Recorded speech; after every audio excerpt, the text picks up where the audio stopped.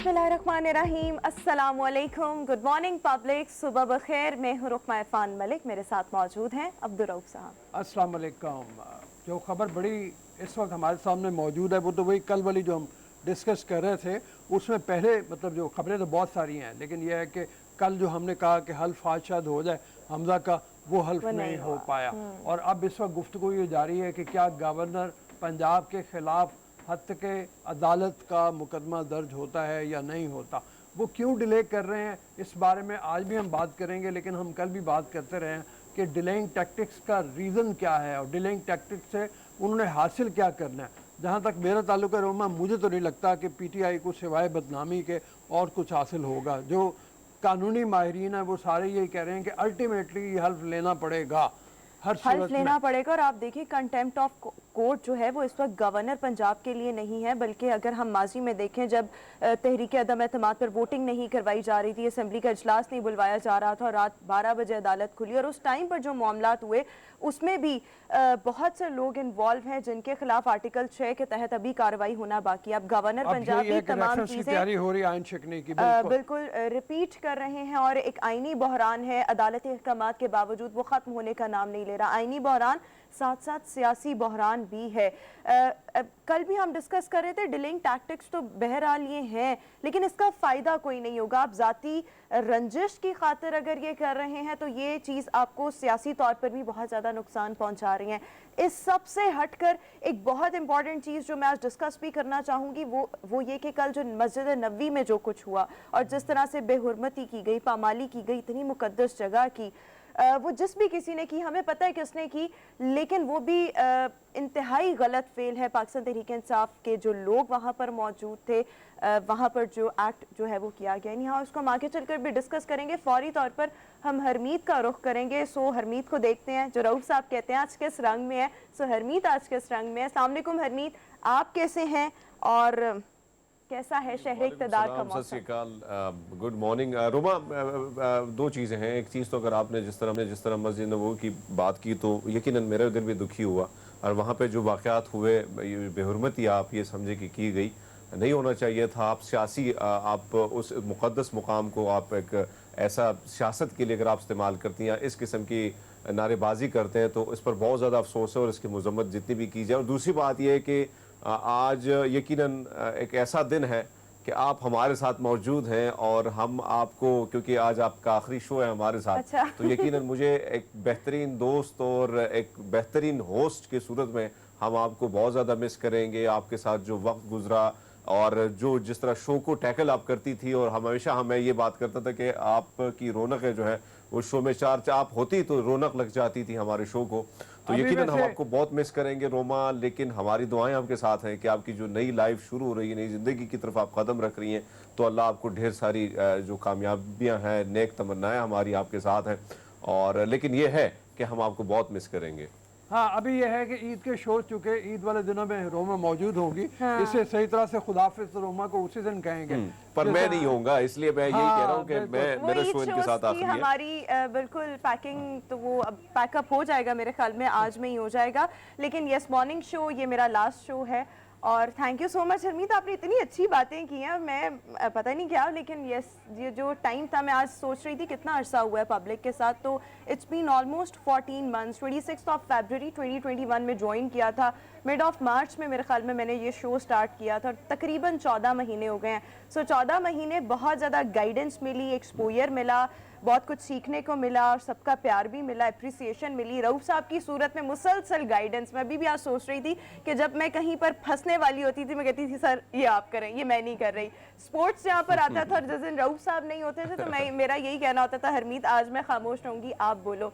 तो ये नहीं मतलब मेरा तो ये टाइम बहुत अच्छा गुजरा एक्सपीरियंस के हवाले से, क्योंकि इससे पहले मैं जिस चैनल में थी वहाँ पर शोज़ मुख्तलिफ थे। तो मॉर्निंग शो का ये एक्सपीरियंस पहला एक्सपीरियंस था जिसमें मुझे बहुत कुछ सीखने को मिला। डेफिनेटली मैं आपको, रऊफ साहब को, अपनी पूरी टीम को, इनफैक्ट इस इदारे को बहुत ज़्यादा मिस करूँगी। बट यस, 3-4 महीने के बाद देखते हैं कि कहाँ पर दोबारा मुलाकात होती है। हाँ बिल्कुल, ज़िंदगी इतनी अभी तवील पड़ी है हाँ, कि वो उसमें long way to go। कहीं ना कहीं मुलाकात इंशाल्लाह ताला होगी मीडिया में रहते हुए। हाँ, अच्छा जी, इंशाल्लाह। आज के रनडाउन की तरफ चलें पहले। बिल्कुल, आज की टॉप स्टोरीज अपने व्यूअर्स के साथ क्विकली शेयर करना चाहूँगी। डेली डोज के साथ हम आगाज़ करेंगे। वैसे तो हम आगाज़ कर चुके हैं, लेकिन बाज़ाब्ता तौर पर आगाज़ होगा डेली डोज के साथ, जिसके बाद जो एक पॉलिटिकल सिनेरियो जिसको अभी भी हमने डिस्कस किया, स्पेशली पंजाब की सूरत हाल, उसको डिस्कस करेंगे।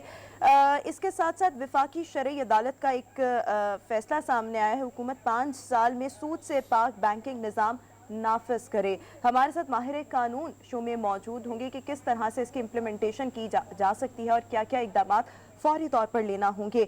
इसके साथ साथ हमारा एक एक्सपर्ट के साथ, नेफ्रोलॉजिस्ट के साथ भी एक सेगमेंट होगा कि गुर्दों की सेहत को बरकरार किस तरह से रखा जा सकता है। एक तो वो लोग जो बिल्कुल नॉर्मल ह्यूमन बींग्स हैं, जिनके साथ कोई बीमारी को, कोई भी कोमॉर्बिड कंडीशन अटैच नहीं, वो किस तरह से हिफाजत करें, प्लस जो गुर्दों के अर्जे में मुब्तला हैं उनको एहतियात और हिफाजत किस तरह से करनी है। और आखिर में हमारे साथ नात ख्वां भी शो का हिस्सा होंगे। सो सबसे पहले डेली डोज में हमारे पास जो आज की पहली स्टोरी है वो जापान से है। जापान में चेरी ब्लॉसम का मौसम है और ये अपने जोबन पर है। बहुत ज़बरदस्त किस्म की एग्जीबिशंस जो हैं वो लग रही हैं और ऐसे में लगता यूँ है, अभी हम कुछ पिक्चर्स और विजुअल्स भी अपने व्यूअर्स के साथ शेयर करेंगे कि पूरे जापान में जो एक सफ़ेद चादर है वो पूरे मुल्क ने ओढ़ी हुई है। चादर या चादर? चादर, गलती से it was a slip of tongue। मैंने कहा तुम्हारा भी शायद वही अमीन हफीज वाला हाल है। नहीं। ये देखें विजुअल भी आप देख रहे हैं। अच्छा, मैं इत्तेफाक से एक सीज़न ऐसा था जब मैं जापान में टोक्यो में मौजूद था और मैंने ये देखे हुए चेरी ब्लॉसम के दरख्त जो हैं वहाँ पे क्या बहार दिखाते हैं, क्या बहार खिली होती है, मतलब ऐसी खूबसूरत मंजर होते हैं कि जिसकी कोई हद नहीं। ये चेरी ब्लॉसम के फूल दुनिया में जहाँ कहीं भी हैं, अमेरिका में भी हमने देखे हुए हैं, लेकिन जापान का अपना ही मज़ा है। वहाँ पे जब मैंने देखे ना इनको, बहुत खूबसूरत लगते हैं। और जो लोग दूर दूर से लोग इनको फिर सयाह हो गए, मकामी बाशिंदे हो गए, उनके आके देखते हैं इनको। अच्छा, ये मुझे बिल्कुल वाइट नहीं लग रहा है हरमीत, अगर आप भी देख रहे हो। वाइट तो हम कह रहे हैं, लेकिन पिंकिश वाइट, और किस कदर खूबसूरत एक सीनरी का मंजर आपको मिल रहा है इसको देख के। बिल्कुल बिल्कुल ऐसे और आप देखें तो हल्की फुल्की हवा चल रही है, साथ में अगर वो पहाड़ों पे जो है वो हल्की फुल्की बर्फ जो है वो पड़ी है, लेकिन नज़ारा जो है, क्योंकि हमेशा हम जब सोचते हैं, रोहू साहब तो गए हैं जापान की ओर और काफ़ी ममालिक वो उनका विजिट रहा है, लेकिन अगर हम देखें जापान की बात जब आती है तो हम ये सोचते हैं कि बड़ी बड़ी लंबी लंबी और बड़ी बिल्डिंग्स वगैरह जो होंगी, इस किस्म के मॉल्स होंगे, लेकिन आप देखें कि एक मुनफरिद सा व्यू है, बड़ा खूबसूरत सा है, एक नज़ारा इस किस्म का है कि देखने का दिल बार बार कर रहा है। तो मेरे ख्याल में बड़ा वो है, लेकिन ये जो बहार है शायद बहुत लोगों को, हमें तो अट्रैक्ट यहाँ से देखते विजुअल में देख रही है, अट्रैक्ट कर रही है, लेकिन जो लोग बैठे हुए हैं जो जापान में है वो यकीनन इससे ज़्यादा महसूस होंगे। अच्छा, जैसे हरमीत ने बात की, बुनियादी तौर पे है भी ये ऐसी कि जापान टेक्नोलॉजिकली एक इंतहाई एडवांस मुल्क है और हर चीज़ बहुत ज़्यादा, यानी इतनी एडवांस्ड है, इतनी ज़्यादा रोबोटिक्स, इतनी ज़्यादा मशीनी ज़िंदगी है, बड़ी बड़ी इमारतें, वाकई चूँकि जापान रकबे के लिहाज से कम है और वहाँ पे इमारतें बहुत ऊंची ऊंची हैं, तो बहुत ऊंची इमारतें, बहुत ज़्यादा हर चीज़, मतलब आप कंप्यूटराइज, वहाँ पे ऐसे नज़ारे लोगों को बहुत ज़्यादा और दिल फरेब लगते हैं क्योंकि मशीनी ज़िंदगी बहुत ज़्यादा है और बड़े शहरों में ख़ास तौर के ऊपर लोग बहुत इस मामले में परेशान भी रहते हैं। यानी मुझे तो लगता है जैसे उनकी अंडरग्राउंड रेलवे भी 2-2 मंजिला है, जमीन जेरे जमीन सब कुछ, इतनी पूरी दुनिया बसी होती है, रेल का इतना बड़ा निज़ाम है, यानी जो मॉल हैं ऊपर वो उनके नीचे जेरे ज़मीन रेल, नीचे बहुत सी दुकानें, मार्केटें पूरी, यानी आप ये कहें कि आम जापानी को एवरेज तौर पे वो जो काम करते हैं और इस मशीनी ज़िंदगी में बसर कर रहे होते हैं ज़िंदगी, उसमें हकीकत में 4 घंटे भी सोना नसीब हो जाए तो बहुत होता है। तो ऐसे में चेरी ब्लॉसम के फूल बहुत आपकी आंखों को ठंडक बख्शते हैं। हाँ, ठंडक पहुंचाते हैं। इसी के साथ हम अपनी अगली स्टोरी की तरफ आएंगे और अगली स्टोरी हमारे पास अफ्रीका से है। थोड़ी सी अलार्मिंग, थोड़ी क्या बहुत ज़्यादा अलार्मिंग सिचुएशन है। एक खदशे के मुताबिक अफ्रीका में भूख के बाइस 2 मिलियन बच्चों की मौत वाक़ हो सकती है, क्योंकि हम देखते हैं अफ्रीकन कंट्रीज़, अफ्रीका हो जाए, सोमालिया हो जाए, एथोपिया हो जाए, यहाँ पर माल न्यूट्रिशन बहुत ज़्यादा है। इसके साथ साथ लैक ऑफ फूड बहुत ज्यादा है, खुराक की खुशहाली, किल्लत बहुत खुशहाली ज्यादा जिसको है, कहते हैं ना, और हाँ। बिल्कुल इन सब के साथ साथ खुशहाली भी डेफिनेटली बहुत ज़्यादा है, जिसकी वजह से एक खदशे के मुताबिक 15 मिलियन यहाँ की आबादी जो है वो मुतासर हो सकती है, और 15 मिलियन के करीब लोग ऐसे हैं जिनको खुराक मुहैया नहीं है खुशहाली के बायस, जिसके लिए फौरी तौर पर इकदाम करने की ज़रूरत है। 2 मिलियन बच्चों की अगर बात की जाए तो ये सिर्फ अफ्रीका के भी हम आपको बता रहे हैं, और यूनाइटेड नेशंस का वो इदारा जो इस तरह के मामलात के साथ डील करता है, इनके मुताबिक 1.4 बिलियन डॉलर्स की इस वक्त मदद की ज़रूरत है, लेकिन इनके फौरी तौर पास पे जो फंड्स हाँ। नाकाफी हैं। सो डेफिनेटली जितने भी आलमी इदारे हैं उनको फौरी तौर पर इन बच्चों के लिए, अफ्रीकन कंट्रीज़ के लिए कुछ ना कुछ करने की ज़रूरत है, बिकॉज जो सिचुएशन है वो बहुत ज़्यादा अलार्मिंग है और मज़ीद ख़तरनाक भी साबित हो सकती है। जी हरमीत कुछ कहना चाह रहे हैं? जी हरमीत। जी रोसा, मैं अगर कहूँ तो अफ्रीकन ममालिक के हवाले से जो इथोपिया और दीगर जितने भी ममालिक हैं, हम हमेशा से देखते आए हैं कि कोई ऐसी वहाँ पे ना अभी तक कुछ, और अगर हुकूमतों की बात करते हैं तो वो भी कोई ना कोई इंतशार जो है वहाँ फैला रहता है, और कभी कभी ऐसी अफ्रीकन कंट्रीज़ में अगर हम देखें तो कोई हुकूमत है ना बरकरार रहती है, ना वो उसी तरह उस काबिल है कि अपनी आवाम के कुछ वो काम कर सके। आप देखते हैं कि बहुत ज़्यादा खुराक की जो किल्लत है वहाँ पे, आप देखिए कि जितने बच्चे या हम वहाँ पे लोगों को देखते हैं तो हड्डियाँ हमें नज़र आती है। तो वाकई ये बहुत ज़्यादा अफसोसनाक और अलार्मिंग सिचुएशन है कि इस वक्त अगर देखें कि लोग जो है एक ऐसा बरियाज़ों में एक ऐसे ममालिक जहाँ पे एक तरफ हम देखें तो बहुत सारी चीज़ों की नेमतें हैं, तो कई सारे जगहों में हम जाके देखें तो लोग जो हैं वो खुराक के लिए तरस रहे हैं। तो इंतहाई अफसोसनाक है। इस तरह अगर हम देखें साथ में, अगर हमारे पड़ोस में देखें तो अफगानिस्तान में जो सिचुएशन, जहाँ पे स्टेबिलिटी नहीं होगी, हुकूमतें जो है अनस्टेबिलिटी होगी, तो जाहिर बात है कि फिर इस किस्म की सिचुएशन होगी। और हम देखते हैं कि वहाँ पे लोग जो है वहाँ पे अफ्रीका में कई दोस्त हमारे जो जिनकी दुकानें हैं कई अच्छे शहरों में भी हैं, लेकिन वो ये बात हमेशा उनसे जब भी बात होती है तो कहीं ना कहीं हफ्ते में या 2 हफ्ते बाद चोरियाँ, डकैतियाँ, इस किस्म की चीज़ें जो हैं ये वारदातें हमेशा होती रहती हैं। मेरे ख्याल में अगर फिर उसके बाद दूसरे शहरों की बात करें तो वहाँ पर सिर्फ और सिर्फ आपको भूख ही नज़र आएगी। आप बिल्कुल सही कह रहे हो। और उसमें जैसे पहली बात हो रही थी, रोमा ने भी कहा कि मसला खुशहाली का भी बहुत ज़्यादा है। कई बरसों से बारिश नहीं हुई, और बारिश ना होने के बाद वहाँ पे जो काश्तकारी है वो बड़ी बुरी तरह मुतासर हुई है। जो मौसमियाती तब्दीलियाँ हैं उसमें बहुत बुरी तरह असर डाला है वहाँ के ऊपर, और वहाँ पे जब डाला है, आप जैसे कंपैरिजन कर रहे थे, अब हमारा ताल्लुक तो यानी जो जाना पड़ा है वो बहुत से मगरबी ममालिक में, अमेरिका में जाना हुआ, या डेवलप कंट्रीज़ में जब हम कहते हैं हमारा जाना होता है, वहाँ जाके हम देखते हैं एक तरफ सूरत हाल ये है कि लोग बेकरी आइटम्स को 2 घंटे बाद फेंक देते हैं कि फ्रेश बेकरी आइटम्स होनी चाहिए, या ये जो जिसको आप कह लें मैकडोनल्ड या इस तरह के KFC वगैरह की जो चीज़ें होती हैं, चिकन विकन होते हैं, इसको क्रिस्पी रखने के लिए जब वो 1-2 घंटे गुजर जाते हैं तो उसको फेंक देते हैं। और एक तरफ सूरत हाल ये है कि बेपनाह लोग भूख के हाथों मर रहे हैं। कोई ऐसा तरीका भी होना चाहिए, वहाँ पे भी ये बात होती रहती है कि फूड आइटम्स को ज़ाया ना किया जाए, बल्कि उन लोगों तक पहुँचाया जाए जो उसके हकदार हैं। बिल्कुल ठीक हो गया। इसी अपील के साथ और इसी मैसेज के साथ हम डेली रोज़ की लास्ट स्टोरी की तरफ आएंगे। जब बहुत ज़्यादा सीरियस बातें हो जाती हैं शो में तो फौरी तौर पर ज़रूरत होती है एक लाइटर नोट की स्टोरी डिस्कस करने की। तो अभी हम फ़लस्तीन का रुख करेंगे। फ़लस्तीन में मोहब्बत का मुजस्समा दरियाफ्त किया गया है। जंग ज़दा फ़लस्तीन, एज़ वी ऑल नो, मोहब्बत का मुजस्समा यहाँ से दरियाफ्त किया गया है। और गज़ा की पट्टी जहाँ पर खूबसूरती, मोहब्बत और जंग की देवी अनात का मुजस्समा दरियाफ्त हुआ है। कुछ किसान एक खेत में काम कर रहे थे, काम करने के दौरान इनको ये मुजस्समा मिला जिस पर बहुत ज़्यादा कीचड़ फैला हुआ था। इसको फौरी तौर पर धोया गया, तब ये मालूम हुआ कि तकरीबन 4500 साल पुराना ये मुजस्समा है और इसकी symbolic representation love and beauty के हवाले से है।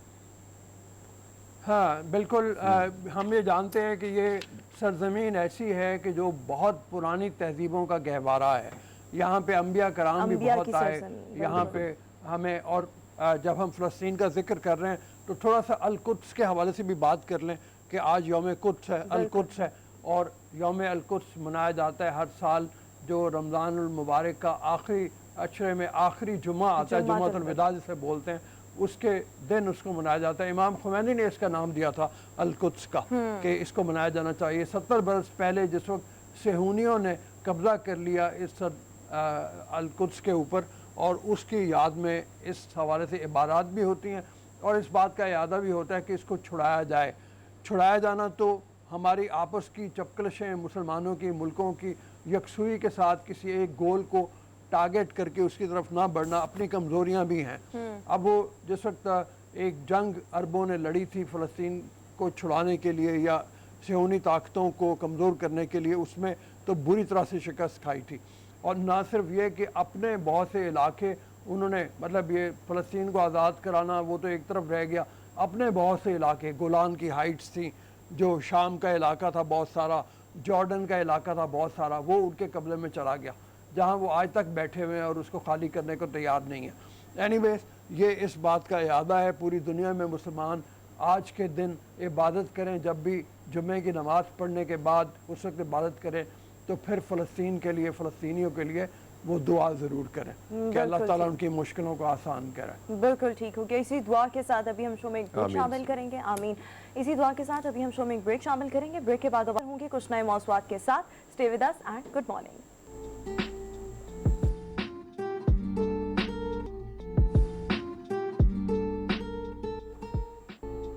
ब्रेक के बाद एक बार फिर से गुड मॉर्निंग पब्लिक में आपको खुशामदीद कहेंगे। वज़ीर आला पंजाब की जो हल्फ बर्दारी है वो इस वक्त मुअम्मा बनी हुई है। कल एक्सपेक्टेड था कि गवर्नर पंजाब अदालती अहकामात की रोशनी में हमजा शहबाज शरीफ से हल्फ ले लेंगे, लेकिन साथ ही साथ ये खदशा भी था कि वो हल्फ नहीं लेंगे और ऐसा ही हुआ जैसे कि खदशे का इजहार किया जा रहा था। इसी सिलसिले में अगर हम देखें तो एडवोकेट जनरल पंजाब ने गुज़श्ता रोज़ प्राइवेट टीवी चैनल के एक टॉक शो में गुफ्तगू करते हुए कहा है कि अदालत ने गवर्नर को कोई हुक्म ही नहीं दिया, सिर्फ एक तजवीज़ दी गई थी। इस सब के साथ साथ डिप्टी स्पीकर के खिलाफ तहरीक अदम एतमाद के मामले पर पंजाब असम्बली का इजलास भी मुलतवी किया जा चुका है 16 मई तक। सो इस ओवरऑल सिनारियो पर गुफ्तगू करने के लिए सीनियर तज्जियाकार इम्तियाज़ गुल साहब हमें शो में ज्वाइन कर रहे हैं। इम्तियाज़ साहब, thank you so much, welcome to our show. वज़ीर आला पंजाब की जो हल्फ बर्दारी है वो इस वक्त मुअम्मा बनी हुई है। गुज़श्ता रोज़ भी अदालती अहकामात को नहीं माना गया और हल्फ नहीं लिया गया। आपको क्या लगता है, क्या तरीका हो सकता है कि इस बहरान से निपटा जाएगा और इस बहरान को अब हल कैसे करना है? जी अस्सलाम वालेकुम वालेकुम सलाम। आप सबको।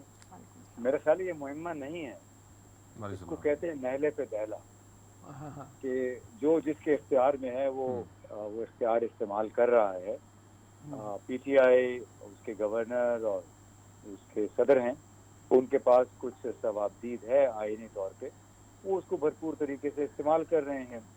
और क्योंकि उनका अब ज़ाहिर है दो मुख्तलिफ बयानियाँ हैं, उनका अपना जो पीटीआई का ये कहना है कि ये इजलास गैर कानूनी तौर पे हुआ था जिसमें हमजा शहबाज साहब का इंतखाब हो, और जी जी जी इम्तियाज़ साहब, जी जी जी मैं कंफ्यूज हूँ, दरमियान में कॉल कट गई थी स्काइप पे, अब दोबारा स्काइप पे आपके साथ ही कॉल कर रहे हैं, तो इसलिए मैं फ़ोन पे ही बात मेरा ख्याल है कर लेते हैं। जी तो जी बुनियादी तौर पे चूँकि दो मुख्तलिफ बयानियाँ हैं, उसका टकराव है आपस में, और दोनों तरीक़ैन अपना अपना इख्तियार मुकम्मल तौर पे इस्तेमाल करने की कोशिश कर रहे हैं, तो इससे एक बहरानी सूरत हाल तो ज़रूर पैदा हो गई है। और मालूम नहीं कि आया ये कोई दरमियानी रास्ता तलाश कर पाएंगे या नहीं, क्योंकि at the centre of controversy PTI के लिए वो 26 मुनहरिफ अरकान हैं जिनके वोट की मदद से हमजा शहबाज मुंतखब हुए हैं। तो अब एक बहुत बड़ा ये आईनी सवाल भी है और अखलाकी सवाल भी है। जी बिल्कुल, आईनी सवाल भी है और अखलाकी सवाल भी है। मेरे ख्याल में अभी हमारे साथ इम्तियाज़ गुल साहब लाइन पर मौजूद नहीं है, लेकिन हरमीत आप वैसे अपना कमेंट ज़रूर ऐड कीजिए, बिकॉज मैंने भी अपनी बात कर लिया है, रऊफ साहब ने भी कर लिया, तो अब हम चाहेंगे ज़रा आप भी अपनी कोई ओपिनियन इस हवाले से ऐड करें। What do you think about the whole scenario? हाँ, मैं तो पहले से भी वो मैंने अर्ज़ किया था कि अब इनके पास तो ज़ाहिर बात है कि हुकूमत को टफ टाइम देना है, क्योंकि जिस तरह इनको निकाला गया है, जिस तरह आदम एतमाद लाई गई अचानक, और जिस तरह पीटीआई वाले रिजीम चेंज करने की बात कर रहे हैं, लेकिन इसमें ऐसा नहीं है कि इमरान खान साहब चुप होकर बैठ जाएंगे। उसकी भी भरपूर कोशिश है कि किसी न किसी तरीके से जो रुकावटें हैं इस हुकूमत के लिए, चाहे वो सूबे में हो, वफाक में हो, या वैसे अवामी दबाव हो, उसका वो भरपूर किरदार जो अपना जो तरीक़ाकार है, जो लायामल है, वो पीटीआई हुकूमत ने अपनाया और वो अपनाएगी। और जिस तरह सदर आप देखें कि पहले सदर साहब ने क्या किया, उसके बाद फिर गवर्नर साहब क्या कर रहे हैं, अब जो ये चीज़ें हैं कुछ चीज़ें तो ये भी सामने आ रही हैं कि जानबूझकर इसको इसलिए डिले किया जा रहा है क्योंकि जो पीटीआई की जानिब से एप्लीकेशन कोर्ट में दायर की गई है उन मुनहरिफिन अरकान के ख़िलाफ़ जो जिन्होंने हमजा शहबाज को वोट दिया है, ताकि वो जल्द से जल्द वो भी, जब तक ये चीज़ें डिले होंगी तो उस वक्त तक वो डिसीट हो जाएंगे, जिसका फ़ायदा जो ज़ाहिर बात है बराह रास्त पीटीआई और खाफ को पहुंचेगा। लेकिन बहरहाल अगर हम इस सारी सूरत हाल में देखें तो कहीं ना कहीं आप देखें कि एक ऐसी सूरत हाल पैदा, एक बेयकीनी सी सूरत हाल पंजाब में पैदा हुई है, और पंजाब जो कि एक सबसे बड़ा सूबा है, जो अगर आप देखें कि पंजाब पर ही पाकिस्तान का सारा जो अगर हम देखें बहुत सारी चीज़ें जो हैं हमारी वहाँ से आबादी के लिहाज से देखें, यहाँ पर फैक्ट्री के हवाले से देखें या एडमिनिस्ट्रेशन को देखें, तो बहुत सारी चीज़ें जो हैं इस वजह से मुतासर हो रही हैं। क्योंकि अब देखें सीएम ऑफिस पर अब भी बुज़दार साहब का ही कब्जा है, वहाँ पे वो बैठे हैं। एक तरफ जो है वोट कॉन्फिडेंस का वोट जो है वो हमजा शहबाज को मिला है, तो कहीं कहीं हम देख रहे हैं कि ब्यूरोक्रेसी जो है वो बात नहीं मान रही, बुज़दार की मान रही है, तो कहीं कहीं हमजा शहबाज की बात मान रही है। एडमिनिस्ट्रेटिव मामला जो है वो भी रुके हुए हैं। देखें बेयकीनी से सूरत हाल है, बिल्कुल बेयकीनी की सूरत हाल है। हरमीत इम्तियाज गुल साहब हमारे साथ मौजूद हैं, आप कोई सवाल पूछना चाहें तो। इम्तियाज साहब, मेरा सवाल भी आपसे यही है कि क्या आपको लगता है कि इनकी जानिब से जो एप्लीकेशन दायर की गई मुनहरिफिन अरकान के खिलाफ कि जिन्होंने हमजा शहबाज को वोट दिया है, क्या उसी वजह से ये कोशिश कर रहे हैं कि किसी न किसी तरीके से चीज़ें डिले हो जाएं और जिन्होंने वोट दिए हैं वो डिसीट हो जाएं?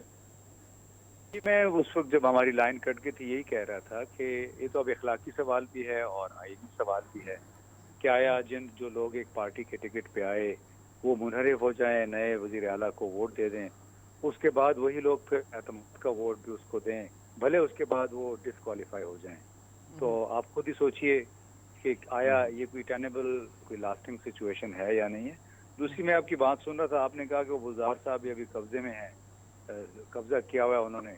देखिए वो कब्जा कोई किसी ने नहीं किया हुआ है, ये तो बिल्कुल जो आईनी प्रोविजंस हैं उसके मुताबिक वो अपने अपने दफ्तरों में बैठे हुए हैं। तो हमें जी। अपनी जो लैंग्वेज है इसका भी थोड़ा इस्तेमाल आईनी और प्रोफेशनल अंदाज में करना चाहिए, क्योंकि एक आइन में एक प्रोविजन मौजूद है कि गवर्नर चीफ मिनिस्टर को लगा सकता है केयर टेकर। अगर तो उसकी प्रोविजन ना हो आइन में तो फिर तो देखें ना, स्पीकर कौमी असेंबली की भी ज़रूरत नहीं है जो इन्होंने इंतखाब लड़ा था, और इसके बाद चीफ मिनिस्टर की भी ज़रूरत नहीं है। लेकिन होता दुनिया भर में ऐसी है कि कोई ना कोई सरबराह हुकूमत, सरबराह इदारा ज़रूर मौजूद रहता है, भले वो कायम मकाम हो, ताकि उसमें वो यतीम ना हो जाए वक्ती तौर पे। तो मेरा ख्याल है कि अब इन दोनों पार्टियों को बहरहाल कोई जजों को भी, हमारे जो अदलिया है उनको भी थोड़ा अपनी रिवायती जो हमदर्दियां हैं उससे हट के सोचना पड़ेगा। सिर्फ वो आइन की लेटर पे नहीं जा सकते, क्योंकि हमें ये बताया गया था कि हम तो वो देखेंगे जो आइन में या कानून में लिखा है, लेकिन पाकिस्तान के मारूजी हालात में उनको स्पिरिट भी देखनी पड़ेगी। वो स्पिरिट क्या थी कि लोगों को होटलों में रखा गया अलग कई रोज तक, उसके बाद वोट के लिए लाया गया, और फिर जो पंजाब असेंबली में हंगामा हुआ, मेरा ख्याल है हमने इसी प्रोग्राम में पहले भी बात की थी कि बड़ा एक अजीब सा मंजर था कि होटल से 5 बसें निकली, कुछ ऐसे लग रहा था कि कोई क्रिकेट की 2 टीमें हैं वो मैच के लिए निकल रही हैं और बाकायदा सिक्योरिटी के हसार में। तो वो बड़ी एक गलत मिसालें यहाँ पे पैदा की गई हैं गुज़श्ता चंद हफ्तों के दौरान। तो हमें उम्मीद ये करना चाहिए कि हमारा निज़ाम, हमारा ख़ास तौर पर हमारे जो सियासतदान हैं वो सियासी पुख्तगी का मुजाहरा करें और एक दूसरे पे एतमाद भी करें। अगर किसी ने उनको वादा किया है वोट देने का तो उस पर फिर एतमाद करना चाहिए, बजाय इसके कि उनको आप महफूज जगहों पे रख लें और फिर दूसरी पार्टी को आप वही जवाब देते हैं। क्योंकि ये नहीं हो सकता कि आप एक काम खुद कर लें और दूसरी पार्टी से आप फिर फरिश्तों वाले रिस्पांस का तवक्को करें। बिल्कुल ठीक हो गया। हमारे सियासतदानों को चाहिए कि सियासी पुख्तगी का करें। बहुत शुक्रिया सीनियर तजियाकार इम्तियाज गुल साहब हमारे साथ शो में मौजूद थे। अभी हम शो में एक ब्रेक शामिल करेंगे, ब्रेक के बाद दोबारा हाजिर होंगे।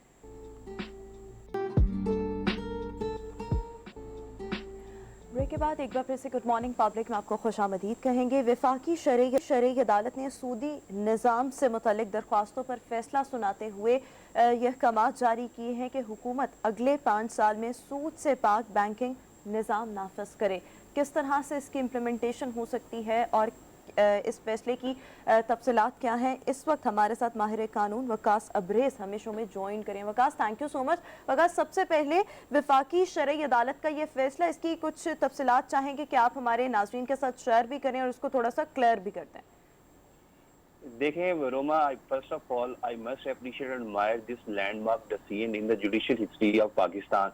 ये एक बड़ा जबरदस्त फैसला आया फेडरल शरीयत कोर्ट की तरफ से कि पाकिस्तान के अंदर आइंदा 5 साल, आने वाले 5 सालों के अंदर सूद का खात्मा किया जाएगा और at the same time till the month of December जो है हमारी पार्लियामेंट इस पे ऊपर लेजिस्लेशन करेगी, इसके ऊपर तरीकाकार वजह करेगी कि किस तरीके से पाकिस्तान के अंदर जो बैंकिंग में सूद का कल्चर और सूद का जो सिस्टम है वो तरवीज पा चुका है, उसके अंदर से सूद का हम किस तरीके से कला कमाई या सदेबाब कर सकते हैं। So I must say this is a wonderful decision. अगर पाकिस्तान की अगर हम 49 ईयर्स की कॉन्स्टिट्यूशनल हिस्ट्री देखें, आइन के अंदर तो आर्टिकल 38F के अंदर ये चीज लिख दी गई थी कि this is the responsibility and liability of state के वो एज सून एज पॉसिबल मुल्क से सूद का, इंटरेस्ट का, रिबा का कला कमा करेगी and this was the primary liability of state. लेकिन अनफॉर्चुनेटली अगर गुज़िश्ता 49 ईयर्स की प्रैक्टिस को देखा जाए तो पाकिस्तान के अंदर जो सूद का कल्चर था हमारे बैंकिंग सिस्टम के अंदर, वो किसी भी सूरत में उसमें इन्हितात तो देखने में नहीं मिला, उसके अंदर कोई सदेबाब तो नहीं हो सका। लेकिन with the passage of time ये हमारे माशरे में सरायत करता जा रहा है, ये बढ़ता जा रहा है। सो इस तनाजुर में अगर देखा जाए तो ये जो फेडरल शरीयत कोर्ट का फैसला है ये एक बड़ा फैसला है, but there is a very burning query and the question of the day कि आइन के अंदर तो 49 ईयर्स पहले ये चीज एनंसिएट और न्यूमरेट कर दी गई थी कि state as soon as possible इसका कला कमाई सदेबाब करेगी, लेकिन आज तक तो नहीं हो सका। तो क्या ये फैसला जो फेडरल शरीयत कोर्ट का इस्लामी अदालत का दिया गया है, क्या इसकी एडमिसिबिलिटी, क्या इसकी इन्फोर्समेंट और इम्प्लीमेंटेशन हमारी सोसाइटी में यकीनी बनाई जाएगी, हमारे पॉलिटिकल क्वार्टर्स की तरफ से, हमारी लेजिस्लेशन की तरफ से, हमारी पार्लियामेंट की तरफ से? क्योंकि हमारे आइन के अंदर तो ये लिखा गया है कि हमारा जो स्टेट है that is the Islamic republic, इस्लामी जमहूरिया पाकिस्तान, सरकारी मजहब इस्लाम, इस्लामी तर्ज जिंदगी का मुहाफिज हमारा आइन पाकिस्तान। आर्टिकल 31 लिखा गया जिसमें इस चीज को एनंसिएट कर दिया गया कि तमाम शहरियों की जिंदगी इस्लाम के सांचे में ढालने वकास ये बताइए कि जो मैं पढ़ रहा था डिसीजन, मतलब जो उसके हवाले से, उसमें यह आया कि जो हमारे लेन देन है IMF के साथ या वर्ल्ड बैंक के साथ या उन इदारों के साथ, उन मुल्कों के साथ जिनसे हम कर्ज लेते हैं, वो भी सूद फ्री होना चाहिए। यही मुश्किल स्टेप है, इसको किस तरह से देखा जाएगा? पूरी दुनिया इस निज़ाम में जकड़ी हुई है और बहुत से इस्लामी ममालिक भी इससे अभी तक कोई मुतबादल निज़ाम नहीं दे पाए, तो उसका क्या तरीक़ेकार होगा? हमने जो कर्जे देने हैं उनको हमें वापस करना है, इंटरेस्ट भी देना है, वो क्या करेंगे? देखिए राउफ साहब, this is a very pivotal important point, क्योंकि हमारा जो सारे का सारा रियासत का कारोबार चलता है IMF से, वर्ल्ड बैंक से, जितने भी कर्जे हैं, जितने भी ट्रेंचेस ऑफ लोन हम रिसीव करते हैं, जब हम उसकी रीपेमेंट करेंगे तो अल्टीमेटली वी हैव टू पे इंटरेस्ट ऑन दोज लोन्स। अगर हम उस पर नहीं करेंगे तो उसके बाद हम दोबारा से कभी भी कोई उससे किस्त या कोई ट्रेंचेस ऑफ लोन नहीं रिसीव कर सकते। लेकिन जो फेडरल शरीयत कोर्ट का फैसला है उसमें एक अप्रोप्रिएट और रीजनेबल टाइम दे दिया गया कि 5 सालों के अंदर ये अटेम्प्ट्स की जाए, रैपिडली इस अटेम्प्ट्स को इंश्योर किया जाए कि किसी तरीके से हमारी रियासत जो है इससे सूद का कला कमा हो सके, और जितने भी IMF के या वर्ल्ड बैंक के पाकिस्तान ने लोन्स लिए हैं, एक तो उसका तदारुक किया जा सके। एट द सेम टाइम हमारे मुल्क में, हमारे माशरे में, हमारी रियासत के अंदर जो बैंकिंग का सिस्टम है, जो सबसे ज्यादा पार्टनर पैबिटल इसके अंदर डिसीजन के अंदर पॉइंट्स रखे गए, जो बैंकिंग का सिस्टम है, इससे हम किस तरीके से सूद का कला कमाई सदेबाब कर सकते हैं। तो मैं ये समझता हूँ कि ये एक बड़ी मुश्किल प्रैक्टिस है, जिस तरह आपने अपने सवाल में ये बात की। लेकिन आई must say this is the strong ray of the hope in the judicial history of Pakistan के किसी तरीके से ये फैसला शायद कोई ऐसा बंद है हमारे बैंकिंग सिस्टम में कि सूद की जो प्रैक्टिस है हमारी बैंकिंग निजाम के अंदर, वो आने वाले दिनों के अंदर शायद उसमें कोई बेहतरी की गुंजाइश नजर आई है उसमें। लेकिन अगर आप ये समझते हैं कि इस फैसले की रोशनी में इसका मुकम्मल सदेबाब हो जाएगा, कोई लाइन ऑफ एक्शन डिटरमिन कर दी जाएगी, शायद ये पॉसिबल ना हो सके, क्योंकि आइन जो है that is a supreme law of the land. उसमें तो 1973 में आर्टिकल 36F के अंदर लिख दिया गया था कि जो रियासत है वो सूद का कमा करेगी, लेकिन आज तक ये प्रैक्टिकली और प्रैग्मेटिकली हो नहीं सका। तो ये एक ऐसा फैसला है, अगर इन लेटर देखा जाए this is a fantastic decision, in spirit देखा जाए क्या इसकी इन्फोर्सिबिलिटी और एडमिसिबिलिटी हो पाएगी, that is the burning question. के उससे मुझे बाजार ये तो स्टूडेंट ऑफ लॉ नजर आता है कि एक बड़ा मुश्किल और कठिन मरहला है। ठीक अच्छा, है। दूसरी बात यह है जी, आप कुछ नहीं नहीं, करें? आप continue। हाँ, दूसरी बात यह है कि अब बैंकिंग सिस्टम ने हमारे यहाँ एक मुतबादल निज़ाम मुतारफ़ तो कराया है, जिसको वो सूद फ्री, इंटरेस्ट फ्री तरीक़ेकार कह रहे हैं, लेकिन अगर उसको देखा जाए तो वो उसमें कोई ख़ास फ़र्क नहीं है, सिर्फ नाम और टर्मिनोलॉजी बदल के उन्होंने उसको कर दिया हुआ है। कोई इस तरह की चीज़ आ गई तो उसको किस तरह से हम देखेंगे? देख रहे हो साहब, you have absolutely hit the nail on the head, चूंकि जो चीजों के नाम बदल दिए जाते हैं लेकिन जो एक्चुअल ग्राउंड रियलिटीज हैं, जो एक्चुअल जो चीजें हैं वो वहीं की वहीं खड़ी नजर आती हैं।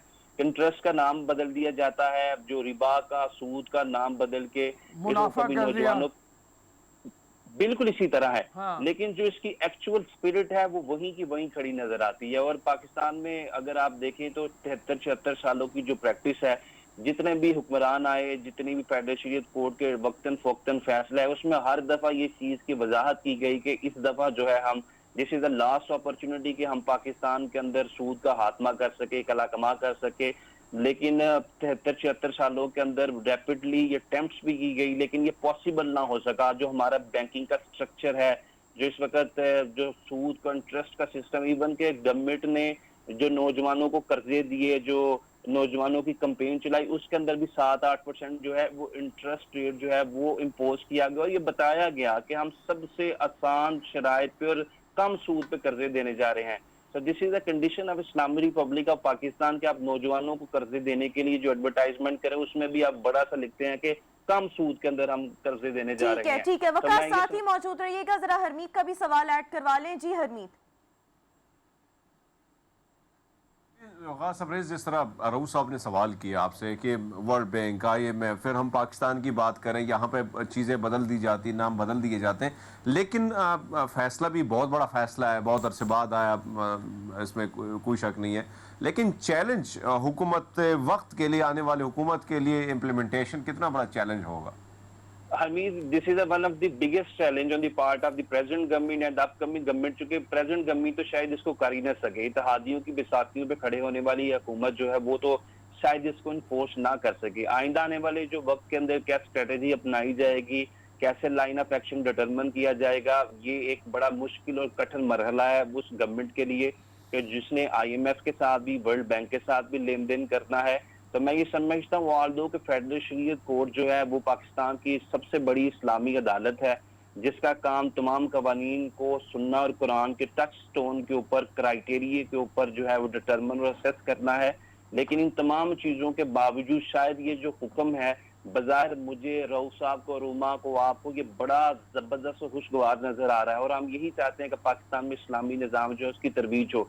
बिल्कुल ठीक, पाकिस्तान में इस्लामी निज़ाम की ही तरवीज होनी चाहिए और खुशाइंद फैसला है, अदालती अहकामात बहुत खुशाइंद है। देखना ये है कि आने वाले वक्त में इस पर इम्प्लीमेंटेशन किस तरह से की जाएगी। बहुत शुक्रिया माहिर कानून वकास सबरेज हमारे साथ शो में मौजूद थे। अभी हम शो में एक ब्रेक शामिल करेंगे, ब्रेक के बाद दोबारा हाजिर होंगे।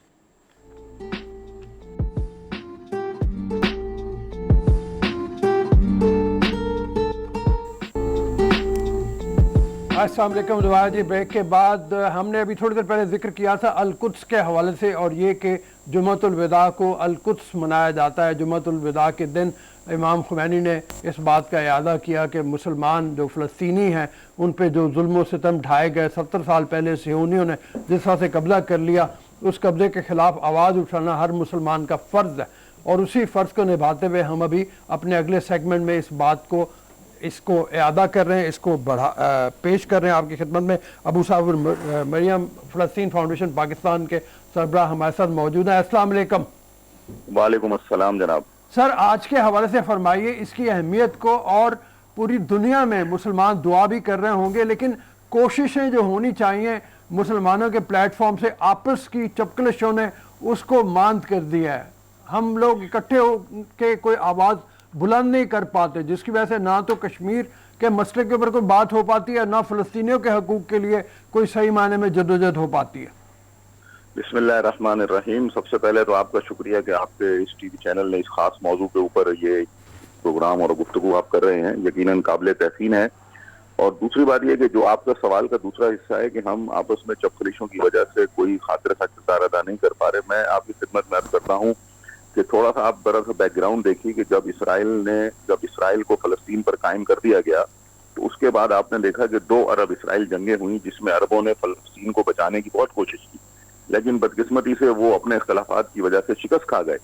और 78 के अंदर वो मिस्र, जो एक तारीखी मुल्क था, जिसकी ताकतवर फौज थी, जो फ़लस्तीनियों की टारस था, वो भी इसराइल के साथ उसने ताल्लुकात कायम कर लिए, दोस्ती कायम कर ली। और कैंप डेविड मुआहदे के बाद वो फ़लस्तीनियों की पुष्टपनाही से थोड़ा सा पीछे हट गया। ये वो जमाना था कि जब फ़लस्तीनी अपने आप को महसूस करते थे कि वो एक तरीके से यतीम हो चुके हैं। और इसी जमाने में इसराइल की जो चीरादस्तियां थी वो दूसरे इलाकों के अंदर बढ़ गईं। उसने कई अरब मुल्कों के जो इलाके थे वो अपने कब्जे में ले लिए। और फिर तीसरी तरफ हमने देखा कि ईरान के अंदर इमाम खुमैनी की क़यादत में 79 के अंदर एक इनकलाब आ गया।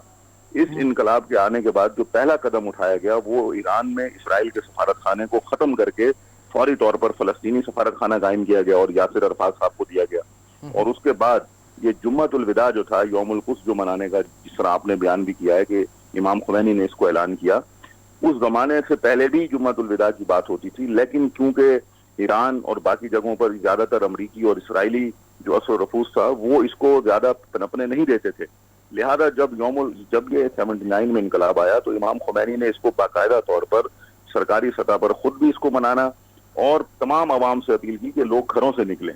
और फिर हमने देखा कि उसके बाद ना सिर्फ ईरान में बल्कि पूरी दुनिया के मुसलमानों ने इसको वेलकम किया।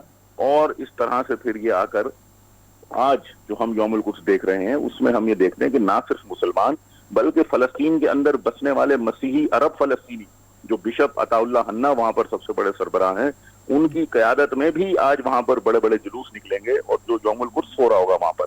तो ये इस बात की दलील है, ये यौमुल कुद्स का दिन जो आपके सवाल का दूसरा हिस्सा है, मैं जल्दी से उसकी तरफ बात कर रहा हूँ कि तमाम चपखलिशों के बावजूद भी ये खुदा ने हमें एक अपॉर्चुनिटी दी है, एक नेमत दी है, जो यौमुल कुद्स का दिन हमें दिया है कि हम वापस पलट आए। हम एक दफा फिर जो मुस्लिम उम्मा है या मुस्लिम उम्मा के जो हुक्मरान हैं वो इस दिन की तवस्सुल से वापस पलटें और अपने तमाम तर इख्तलाफात को भुलाकर दूसरी तरफ रखकर सिर्फ और सिर्फ मजलूम फ़लस्तीनियों के लिए, कि जो सिर्फ फ़लस्तीन की जंग नहीं लड़ रहे बल्कि वो पूरे आलम इस्लाम की जंग लड़ रहे हैं, वो पूरी इंसानियत की जंग लड़ रहे हैं, तो हम उनकी पुष्टपनाही करें।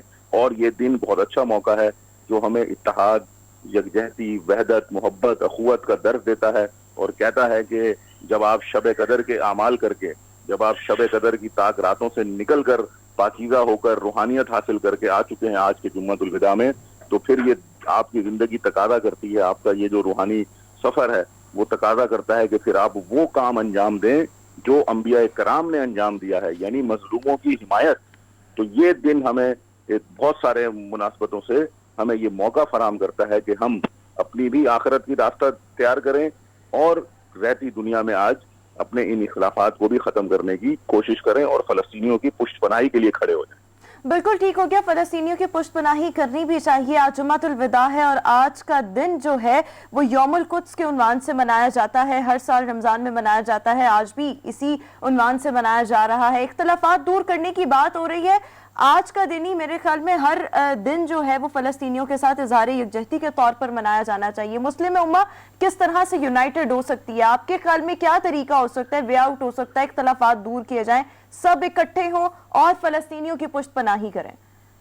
देखिए, जहाँ तक मुस्लिम उम्मा के जो दो बातें, मुस्लिम उम्मा के जो अवाम हैं, मैं बिल्कुल 100% मुत्तफिक हूँ और आप भी मुत्तफिक होंगी कि मुस्लिम उम्मा के अवाम में मुझ समेत, आप समेत, जिस भी दुनिया के मुल्क में है, इस्लामी मुल्क में, वो सब के सब फ़लस्तीनियों के साथ हैं और वो मुत्तहिद हैं। उनके दरमियान कोई ऐसी बात, मैं समझता हूँ, रंजिश, कोई चपतरिश, कोई लड़ाई नहीं है।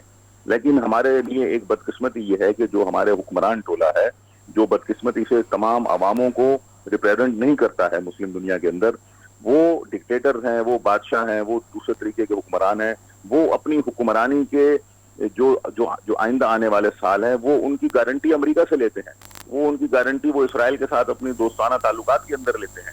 तो उसके नतीजे में हम ये देखते हैं कि एक तकसीम है, मुस्लिम दुनिया के अवाम फलस्तीन की पुष्ट पर खड़े हुए हैं और मुस्लिम दुनिया के हुक्मरान अक्सरियत जो है वो बदकिस्मती के साथ वो इसराइल की फेवर कर रही है। और गुज़िश्ता दिनों के अंदर आपको पता है कि किस तरह से कई अरब मुल्कों ने इसराइल के साथ ताल्लुकात कायम किए हैं, उनके साथ उन्होंने तिजारत भी की है, उनके साथ सफारती डेलीगेशन भी उनके आते जाते रहे हैं और कई मुल्कों के अंदर तो कॉन्फ्रेंसेज बड़ी बड़ी हुई हैं जो इसराइल ने वहां पर की हैं।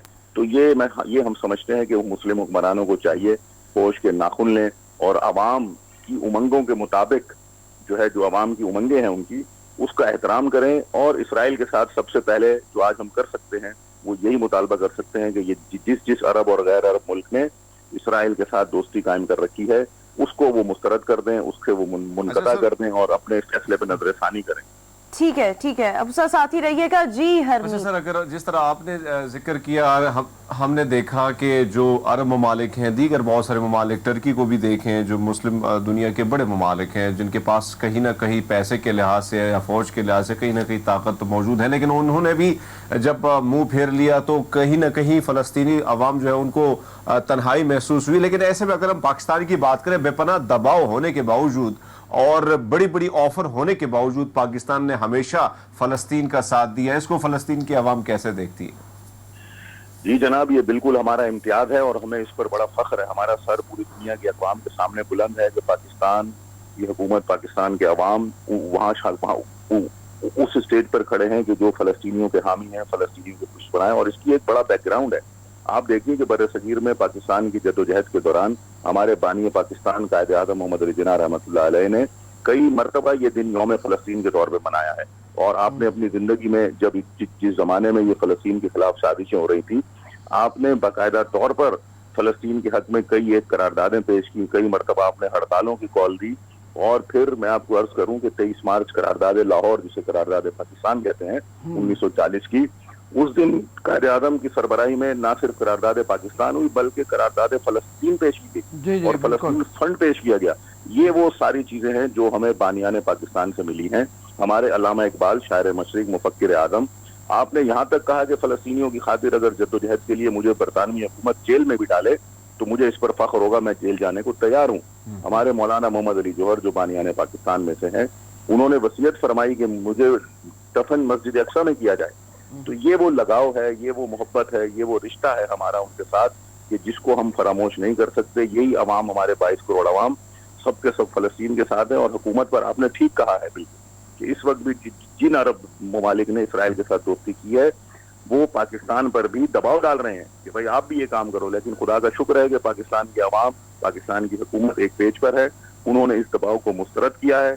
हम इसको एक मरतबा फिर मुस्तरद करते हैं और हम ये मुतालबा करते हैं आज के दिन में आपके टीवी चैनल की तवज्जुह से हुकूमत पाकिस्तान से ये अर्ज करता हूँ कि वो एक मरतबा फिर से आज के दिन कम अज कम वज़ीर आज़म पाकिस्तान और सदर पाकिस्तान ये ऐलान करें और फलस्तीनियों के हक में कोई बयान दें, फलस्तीनियों के हक में ठोस मौक़िफ़ वादे करें और फिर एक दफ़ा इस बात का इरादा करें कि हम इसराइल को तस्लीम नहीं करेंगे, हम फलस्तीन के साथ हैं और फलस्तीन की हिमायत करेंगे, क्योंकि फलस्तीन फलस्तीनियों का वतन है और इसराइल जो है वो फलस्तीन पर कायम की जाने वाली सहूनियों की एक गासिब और नाजायज रियासत है। और यही हमारे कायदे आज़म मोहम्मद अली जिन्ना ने फरमाया था कि जब इसराइल बन रहा था तो आपने कहा था कि अगर फलस्तीन के अंदर यहूदियों की ये रियासत बाउनवान इसराइल बनती है तो ये नाजायज रियासत है। बिल्कुल ठीक हो गया। बहुत शुक्रिया अबू साहब। मरियम हमारे साथ शो में मौजूद थे। अभी हम शो में जरा आगे बढ़ेंगे और अपने नेक्स्ट टॉपिक की तरफ जाएंगे। सकर्दू का हम रुख करेंगे जहां के सब डिवीजन में कुछ मकामात अब भी ऐसे हैं जहां पर लोग पत्थर के वक्त का टाइम गुजार रहे हैं। अच्छा, हाँ, ये बड़ा हैरानकुन होगा। पाकिस्तान में काफी डेवलपमेंट हो गई है लेकिन वहाँ पे लोग इस तरह से रह रहे हैं। बिल्कुल इस तरह से रह रहे हैं। और इस जगह के बारे में ये कहा जाता है कि ब्रिज क्रॉस करके, दरिया को क्रॉस करके जब सड़क के दूसरे किनारे तक पहुंचा जाता है तो इस दौरान गरारी का इस्तेमाल किया जाता है। गरारी का इस्तेमाल किया जाता है। तो इस हवाले से हम रुख करेंगे सकर्दू में मौजूद अपने नुमाइंदे दिलशाद हादी का। आइए चलकर देखते हैं। मैं इस वक्त मौजूद हूँ रुंदू बुलाचुक के मकाम पर और यहाँ पर आप मेरे बिल्कुल साइड में हैं एक रस्सी सी नज़र आएगी और उसके साथ एक डब्बे पे, एक बॉक्स पे आपको दो बंदे लटकते हुए भी नज़र आएंगे। असल में ये कदीम ज़माने का आमद और रफ्त का ज़रिया था। इसको जो मकामी ज़बान है उसमें गराड़ी या बडोल कहा जाता है, और कदीम ज़माने में लोग इसी के ज़रिए से आया जाया करते थे। दौर में तरक्की होते होते पुल बने, लेकिन आज भी ये जो इलाका है ये अब भी इसका आमद और रफ्त का ज़रिया यही बडोल है, और इसी के ज़रिए से लोग आते जाते हुए नज़र आते हैं। और यहाँ के मकामी लोगों का ये कहना है कि यहाँ से थोड़ा ऊपर जाकर एक आबादी है जहाँ पर 20 या 30 चूल्हे आबाद हैं। वो लोग अब भी अपने ख़वातीन को लेकर या अपने बच्चों को लेकर या सामान को लेकर इसी बडोल या इसी गराड़ी से गुज़रते हैं। और जो मुख्तलिफ़ इलाके हैं, जो गिलगिस्तान के मुख्तलिफ़ इलाके हैं, वहाँ जाने के लिए यहाँ से होते हुए रोड पर निकलते हैं और यहाँ से अपना सफ़र का जो है वो जदीद दौर के साथ यानी गाड़ी के साथ उसका आगाज़ करते हैं। कदीम दौर में जिस वक्त यहाँ पर बलसान में पुल नहीं हुआ करते थे, तो तकरीबन बलसान की तमाम जो आबादी रोड के उस तरफ की जितनी भी आबादी थी वहाँ पर इसी तरह के बडोल या इसी तरह के गराड़ी लगी हुई थी, वहाँ से लोग सफ़र करते थे। कुछ इलाके अब भी आप देख सकते हैं कि जो पसमंदगी की हालत है उन इलाकों की वो आपके सामने है। इसके अलावा यहाँ से आगे भी 2-3 ऐसे इलाके हैं जहाँ पर अब भी इसी गराड़ी के ज़रिए से या इसी बडोल के ज़रिए से लोग दरिया क्रॉस करते हैं और अपने रोज़मर्रा की जो मामूलात होते हैं उसको सरंजाम देने के लिए या रोड से इस तरफ आने के लिए इसी बडोल का इस्तेमाल करते हैं। बहुत शुक्रिया दिलशाद हादी, हमारे साथ शो में मौजूद थे। गरारी जो ये थी, गरारी जो भी थी। अच्छा, मैं अगर इसको देखूं तो मुझे ऐसे लगता है इसको डोली भी अक्सर कहते हैं। अगर हम कश्मीर वाली साइड पर जाएं और केल आरंग केल के दरमियान वैसे अगर बैठना पड़े तो बैठोगी इसमें? मैं बैठी नहीं हूँ। अच्छा, बैठी? हाँ, लेकिन वो जरा थोड़ा सा इससे ज्यादा सेफ थी, लेकिन ये थोड़ा सा इतनी मुझे सेफ नहीं लग रही थी। बट बहरहाल बैठी हुई हूँ। हरमीत? अच्छा, जी हरमीत, कभी एक्सपीरियंस? मेरे तो वैसे ही जिन इलाकों से गुजरान होता है तो आप कोहिस्तान के इलाके देखें, वहां पे दरियाए अवासिन जो है वो बहता है। उसी के ऊपर या इसके साथ साथ थाकोट का जो इलाका है जहां पे जिसे हम शायरा रेशम कहते हैं, रऊफ साहब कभी शायरा रेशम से आप जाएं या अब जो सी पैक बना हुआ है तो 10,000 की आबादी का गांव है, आज भी वो पुल से महरूम है इस दौर में भी, और वो इसी डोली का इंतजार होता है जिसमें लोग अपने घर का राशन, बहुत सारी चीजें वो, और बहुत ही खतरे से भरा हुआ सफर है। मैं ये कहता हूं कि अगर आपकी वो डोली हिल गई तो नीचे अबासिन है या बहुत बड़ी खाई है, ऊपर आसमान और नीचे दरिया। ऐसे वाकयात हादसात हुए हैं। तो ये चीजें बड़ी ज्यादा हमें देखने को मिलती है उन इलाकों में जो पहाड़ी इलाके हैं और जो बहुत सारे दूर रह चुके हैं, जहां पे अभी जो तरक्की के हवाले से कोई काम तरक्की याफ्ता नहीं है या हमारी हुकूमत की नजर से दूर है या वहां के नुमाइंदे आके यहाँ पे काम नहीं करते हैं। ये डरा दिया तुमने रोमा को, रोमा का इरादा हटाने का। अच्छा, मैं नहीं डरती, मैं बहुत दफा बैठी हुई हूँ और मुझे मजा आता है इस तरह के एडवेंचर्स करने में ना। नॉर्मल चीजों को तो हम एक्सपीरियंस करते हैं, हटके किया जाए तो क्या हो जाएगा ज्यादा से ज्यादा, तो इसके लिए आपका दिल बहुत बड़ा होना चाहिए, लेकिन करना चाहिए ये सब। एनी हाउ, हमें बार बार ब्रेक का कहा जा रहा है, तो आइए चलते हैं ब्रेक की तरफ। ब्रेक के बाद दोबारा हाजिर होंगे।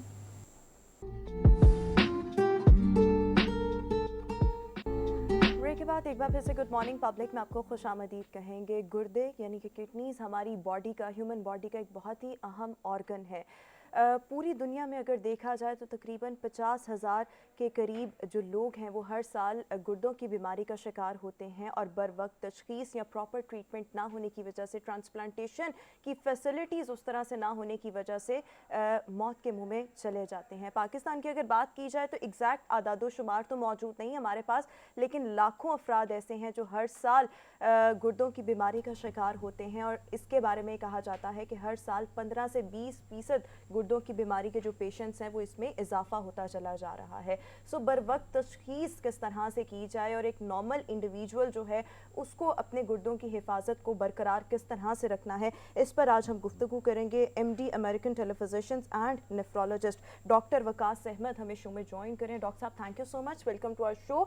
डॉक्टर साहब, सबसे पहले तो ये कि अगर मैं एक नॉर्मल ह्यूमन बीइंग हूँ, मुझे लगता है कि मैं नॉर्मल हूँ, मेरे साथ कोई बीमारी अटैच नहीं, बट स्टिल मैंने अपने गुर्दों की हिफाजत करनी है, देखना ये है कि ऐसी कोई प्रॉब्लम आए ना मुझे, तो मैंने किस तरह से अपने ऊपर चेक एंड बैलेंस रखना है ताकि मैं इस बीमारी से बच सकूं, या सिम्टम्स क्या होंगे किसी भी इंडिविजुअल के लिए जो कि थोड़े से अलार्मिंग हो सकते हैं? Thank you Roma. सबसे जो इम्पोर्टेंट क्वेश्चन है कि इसके रिस्क फैक्टर्स क्या हैं आपके किडनी डिजीज़ के। दो बातें इम्पॉर्टेंट हैं। एक तो ये है कि किडनी डिजीज़ की अर्ली स्टेज पे कोई सिम्टम्स नहीं है अनफॉर्चुनेटली, जिसकी वजह से ये बीमारी का पता तब चलता है जब आप बहुत एडवांस स्टेज पे अक्सर जा रहे हैं, अनलेस कि आप ब्लड टेस्ट करवाएं। सिंपल ब्लड टेस्ट है, जिसे क्रिएटिनिन कहते हैं। अनफॉर्चुनेटली आमतौर पे पेशेंट्स नहीं करवाते, अवेयरनेस नहीं है यहाँ पे, क्योंकि प्राइमरी केयर का सेटअप नहीं है। अनलाइक अमेरिका जहाँ पे मैं प्रैक्टिस करता हूँ, हम अपने तमाम कोई भी नॉर्मल पेशेंट भी अपने साल में एक दफ़ा टेस्ट करवाता है ताकि उसको डायबिटीज़, किडनी डिजीज़ या कोई और प्रॉब्लम लिवर के हैं, उनके जो टेस्ट हैं वो हो जाएं। अब ख़ास तौर पे वो पेशेंट जिनके पास जिनको या तो फैमिली हिस्ट्री है, एक तो उनको लाजमी करवाने चाहिए अपने टेस्ट। दूसरा, या पेशेंट जिनको हाई ब्लड प्रेशर या डायबिटीज़, क्योंकि सबसे इम्पॉर्टेंट जो सबसे बड़ा कॉज है वो या शुगर है या हाई ब्लड प्रेशर है, जिनके जो पेशेंट इस कंडीशंस में किडनी डिजीज़ हो सकती है। तीसरा, वो लोग जिनको दिल की बीमारी है, हार्ट फेलियर है, that also can cause the renal failure.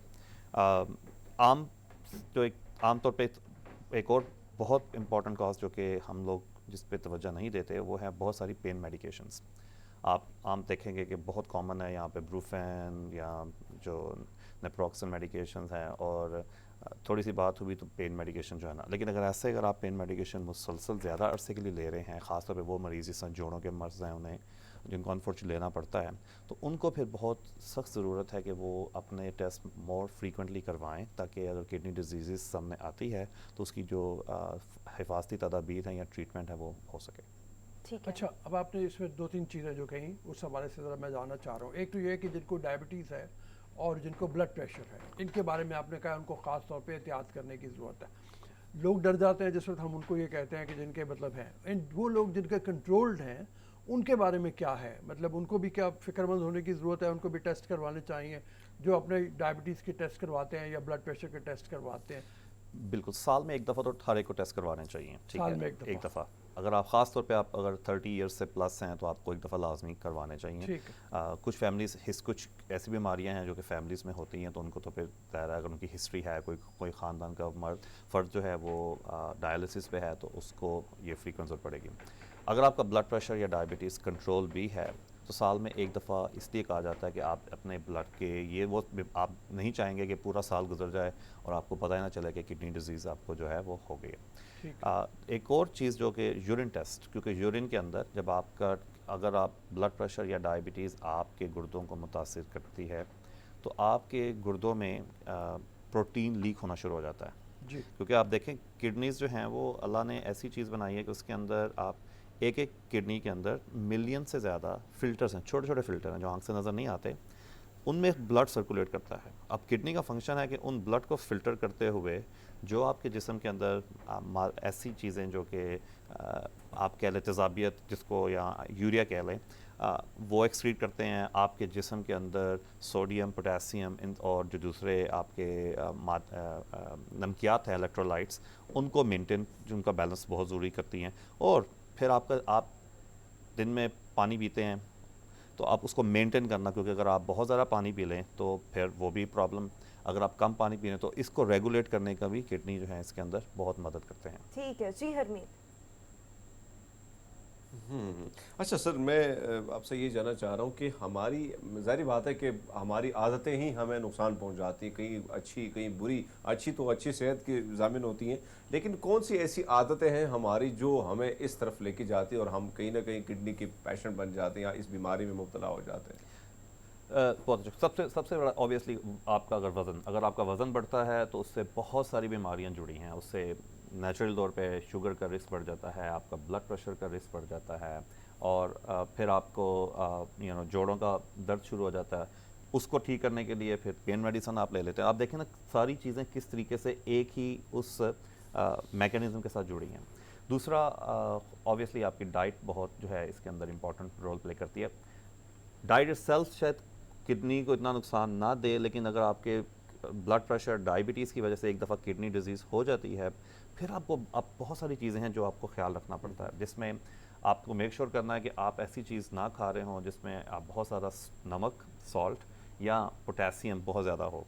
आम तौर पे ख़ास तौर पे वो लोग जो कि किडनी डिजीज़ की थोड़ी एडवांस स्टेज के अंदर हैं, उनके लिए ऐसा फूड जिसमें पोटेशियम की मिकदार ज़्यादा है वो दिल के स्टॉप होने का सबब बन सकती हैं, जिसके अंदर आप खजूर कह लें, आम कह लें, बनाना केला, ये वो फल हैं जो कि बहुत ज़्यादा हाई पोटेशियम डाइट में कंसिडर होते हैं और हम अपने मरीज़ों को कहते हैं कि आप ये फलों से अवॉइड करें।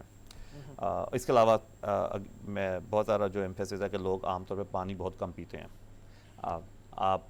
तो हमारे यहाँ जो ये मेक श्योर कि आप हाइड्रेशन जो है वो ज़रूर करें। अक्सर देखा गया है कि लोग गर्मियों में अगर बाहर काम कर रहे हैं या इवन कि आप वॉक कर रहे हैं या ज़्यादा फिटनेस, तो आपने अपने आप को हाइड्रेशन नहीं की। अब उस टाइम पे अगर आपके मसल के छोटे छोटे मसल ब्रेकडाउन हुआ है, वो भी आपके गुर्दों की जो है वो फेल करने का सबब बन अच्छा, सकता है। एक इसके कॉन्ट्रेरी ये भी बात की जाती है कि बहुत ज़्यादा पानी भी जो है वो भी आपके किडनीज पर बहुत ज़्यादा प्रेशर डालता है, जो कि अल्टीमेटली नुकसानदेह है। इस हवाले से भी बताइएगा कि फिर उसकी तादाद क्या होनी चाहिए, क्वांटिटी क्या होनी चाहिए?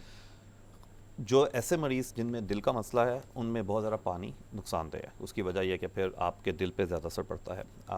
अगर और या जिन लोगों में किडनी प्रॉब्लम पहले से हो चुकी है, ऑब्वियसली उनमें आपने ख़ास तौर पे जैसे डायलिसिस से मरीज़ हैं या एंड स्टेज के करीब हैं, उनमें तो आप बहुत ज़्यादा पानी नहीं पी सकते। और वो आपका जो नेफ्रोलॉजिस्ट किडनी डॉक्टर है वो आपको बता सकता है कि आपकी कितने, आपको बाज़ का हम उन पेशेंट को कहते हैं कि आपने सिर्फ 3 या 4 गिलास से ज़्यादा पानी नहीं पीना। आम तौर पे एक हेल्दी पर्सन जिसका तो 6 से 8 गिलास, 6 गिलास पानी जो है वो एक एटलीस्ट एवरेज जो है वो आप पूरे दिन के अंदर लें तो आप एटलीस्ट जो आपके एक हेल्दी साइन है। 10 से ऊपर ज़्यादा गिलास भी अवॉइड यानी कि नहीं रिकमेंड करते, क्योंकि अगर आपने एक ही वक्त में बहुत सारा पानी पी लिया, आपके जिस्म के अंदर इलेक्ट्रोलाइट्स की जो कंसंट्रेशन है वो इफ़ेक्ट हो जाती है। आपका सोडियम लेवल एकदम बहुत कम हो सकता है। ख़ास तौर पे अगर आप बच्चों में देख लें कि अगर बहुत सारा पानी वो पी लें, उनके अंदर सॉल्ट लेवल एकदम बहुत कम, तो वो भी उस हर चीज़ का जो एक इत्तेदाल है वो बहुत ज़रूरी है। अच्छा, बहुत सी मेडिसिन ऐसी हैं, जैसे इंसिड का मैंने बहुत नाम सुना है, बहुत सी पेन किलर्स ऐसी हैं जब आप लेते हो किसी भी दर्द से छुटकारे के लिए, सो वो इमीडिएटली आपको आपकी किडनीज को डैमेज करती हैं। उनमें से अगर मैं चाहूँ कि आप कुछ नाम ले लें जैसे कैंसर है, ताकि लोग इन चीज़ों को अवॉइड करें। इसके साथ साथ फिर ये देखने में है कि 2-3 महीने के ट्रीटमेंट के बाद जो कंडीशन है वो बेहतर हो जाती है और किडनी नॉर्मल हो जाते हैं, तो वो किन केसेस में चीज़ें जो हैं वो रिवर्ट भी हो जाती हैं? तो 2 तरह की किडनी प्रॉब्लम्स हैं। एक हैं जो कि आप शॉर्ट टर्म डैमेज हुआ और किडनीज हेल्दीज़ हैं, कोई रिस्क फैक्टर्स नहीं है, डायबिटीज़ नहीं है, तो डिपेंडिंग कि कितना सवियर डैमेज था, ख़ास तौर पे अगर ब्लड प्रेशर एकदम ड्रॉप हुआ है, आपको डिहाइड्रेशन हो गई और आपने वक्त पे जो है वो या फ्लूइड नहीं मिले आपको, तो किडनी उस टाइम स्टॉप हो जाते हैं, वो रिवर्सल के चांस ज़्यादा हैं। ठीक है। ऑन द अदर साइड जिनमें स्लोली किडनी की डिजीज़ चल रही है, ब्लड प्रेशर डायबिटीज़ के लिए, ऑब्वियसली उसमें रिवर्सल नहीं होता। आमतौर पे वो आप समझ लें कि एक स्लोप है जिस पे गाड़ी जा रही है, अब सिर्फ ब्रेक्स लगाना है कि आस्ता आस्ता जाए, रिवर्स होना बहुत मुश्किल है। आपने पेन मेडिसिन का कहा, एक डोज या 1-2 दिन से कुछ नहीं होगा, अनलेस के ऑब्वियसली बहुत ही किडनीज पहले डैमेज हैं। लेकिन अगर आप हफ्तों या महीनों अगर आप जो है वो पेन मेडिसिन ले रहे हैं, जिस तरह मैंने मिसाल दी ब्रूफेन है या आपके जो एनसेड जिसकी कैटेगरी के अंदर आते हैं, वो डेफिनेटली आपके मैदे के अल्सरेशन के अलावा आपके गुर्दों पे भी काफ़ी असर करते हैं। ऐसे लोगों के अंदर जिनमें ये थोड़ा किडनी का प्रॉब्लम भी है लेकिन आर्थराइटिस भी है, उनमें ऑब्वियसली अदर मेडिकेशन जिस तरह पैनाडोल है वो थोड़ी सी ज़्यादा सेफ़ है ऐसे लोगों के लिए। और दूसरी फिर मेडिकेशंस जो हैं अगर आपका डॉक्टर का जो है वो प्रिस्क्राइब कर सकता है, लेकिन ऑब्वियसली वो थोड़ी सी कंट्रोल सब्सटेंस में आती हैं, तो उन लोगों में ये मसला भी दिया जाता है कि आप दूसरे तरीके कर लें। फॉर एग्जांपल आप जो ट्रॉपिकल क्रीम्स हैं, कोई आपकी बाम है, इन चीज़ों से जो है वो पेन्स का अफाका किया जा सकता है। इसमें कुछ दवाइयाँ ऐसी हैं, 2 मेरे सवाल है। एक तो ट्रेमोल जैसे इस्तेमाल की जाती है ऐसे लोगों के लिए जिनके लिए बहुत ज़्यादा पेन बर्दाश्त करने के, उसके असरात क्या हैं? और दूसरी बात ये है कि बहुत से लोग सप्लीमेंट्स बहुत लेते हैं, सप्लीमेंट्स के बारे में भी बताइए, उसके नुकसान क्या हैं? तो ट्रेमाडोल जिस तरह आपने बात की है, वो जो कंट्रोल सब्सटेंस में आती है, उसका जो साइड इफ़ेक्ट है वो ऑब्वियसली कन्फ्यूजन या आपको थोड़ी सी सेडेटिव है। लेकिन ऐसे लोग जिनमें क्रोनिक पेन है, ये उन लोगों के लिए, हर आम बंदे के जिसको पेन है उसके लिए नहीं है, ख़ास तौर पे। और दूसरा जो बहुत एल्डरली पॉपुलेशन है उनके लिए भी ये क्योंकि आपके गिरने के चांस, आप नींद में हैं, आप गिर सकते हैं, आपका फ्रैक्चर हो सकता है, तो ये आपको थोड़ा सा एहतियात की ज़रूरत है। जो आपके हैं बहुत सप्लीमेंट लेते हैं, अगर देखें अगर आप सप्लीमेंट्स ख़ास तौर पे यंग पॉपुलेशन में सप्लीमेंट्स का बहुत रवाज है कि आप मसल्स प्रोटीन या उसके लिए जो है वो क्रेटीन या इस तरह की चीज़ें ले रहे हैं, तो उसका ये एक नुकसान है कि बाज़ औक़ात आपकी जब आप टेस्ट करवाते हैं तो आपका लेवल थोड़ा सा ज़्यादा आ सकता है उसके अंदर, क्योंकि आप कोशिश कर रहे हैं मसल प्रोटीन बिल्ड करने की। अगर एक दफ़ा आपको किडनी डिज़ीज़ जो एक दफ़ा हो चुकी है, तो फिर जैसा मैंने कहा कि आपको देखना है कि सप्लीमेंट्स के अंदर कोई आप ऐसी चीज़ तो नहीं ले रहे जिसके अंदर फॉर एग्जांपल ये पोटेशियम की जो है वो इंग्रेडिएंट्स ज़्यादा हैं। काला नमक की मिसाल बहुत इस्तेमाल किया जाता है, ठीक है, लेकिन काला नमक एक में पोटेशियम बहुत ज़्यादा, सोडियम पोटेशियम, तो ये जो असल चीज़ है कि भाई आपके दिल पे जो असर करेगी वो आपकी हाई पोटेशियम डाइट करेगी। अच्छा, एक और चीज़, जाते जाते वक्त बहुत कम है, अवेयरनेस के लिए क्या करना चाहिए? मेरे आपके जो लोग इस वक्त देख रहे हैं उन सब की अवेयरनेस के लिए हम सबको क्या करना है? क्योंकि मोस्टली जो लोग हैं उनको पता ही नहीं होता कि किडनी डिजीज़ की तरफ वो लोग जा रहे हैं या फौरी तौर पर टेस्ट करवाने हैं, तो अवेयरनेस में कौन कौन क्या क्या role play? So blood test simple, एक आप पाकिस्तान के अंदर तो आपको डॉक्टर ऑर्डर भी नहीं चाहिए, एक आप अपने किडनी के टेस्ट करवा सकते हैं। इनफैक्ट हमने शिफा फॉर यू प्रोजेक्ट है एक, हमने हमारी कंपनी यूएस बेस्ड है, उन्होंने यहाँ पे शिफा फॉर यू प्रोजेक्ट्स को रन कर रहे हैं। आप घर बैठे ऐप के ज़रिए या कॉल सेंटर के ज़रिए किसी भी हमारे मुस्तनिद लैब्स जो हमारे पैनल्स में हैं या और भी जो किस लैब्स हैं, आप उनसे टेस्ट करवा सकते हैं। साल में एक दफ़ा जो है वो किडनी पैकेज करवा दें आप, उसमें आपको पता चल जाएगा कि आपके किडनीज़ के नंबर्स क्या हैं, आपके सोडियम या पोटेशियम के नंबर्स क्या हैं, और अगर आपको डायबिटीज़ या ब्लड प्रेशर के हैं प्रॉब्लम तो साल में 2 दफ़ा जो है वो रिकमेंडेशन है। पैकेज का आपने जिक्र किया, ये क्या है? किडनी पैकेज ब्लड टेस्ट है बेसिकली, आप बेसिक मेटाबॉलिक पैनल जिसके अंदर आप इलेक्ट्रोलाइट्स और क्रिएटिनिन लेवल टेस्ट करें, जिस तरह आप शुगर टेस्ट करवाने के लिए, डायबिटीज़ की तशखीस के लिए या ग्लूकोज टेस्ट करवाते हैं या हीमोग्लोबिन A1C करवाते हैं, इस तरह किडनीज के लिए आप क्रिएटिनिन और इलेक्ट्रोलाइट्स करवाते हैं।